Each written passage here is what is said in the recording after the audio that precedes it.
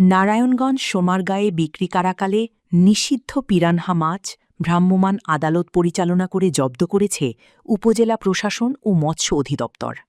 Staff reporter Mohammad Nurnabi Johnny জানান, রোববার বিকেলে উপজেলার কাঁচপুর মাছবাজারে পরিচালিত এক যৌথ অভিযানে ৮ কেজি ৮০০ গ্রাম পিরানহা মাছ জব্দ করা হয়। এছাড়াও নিষিদ্ধ মাছ বিক্রি ও মজুদের অভিযোগে সোহেল নামে এক মাছ ব্যবসায়ীকে ৫,০০০ টাকা জরিমানা করা হয়েছে।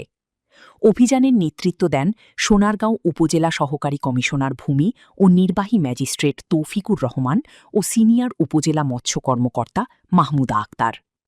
অভিযান পরিচালনাকারী নির্বাহী ম্যাজিস্ট্রেট ও স্থানীয় মৎস্যজীবীরা অভিযোগ জানান, দীর্ঘদিন ধরে এই বাজারে নিষিদ্ধ পিরানহা মাছ বিক্রি করে আসছিল কিছু অসাধু মাছ ব্যবসায়ী।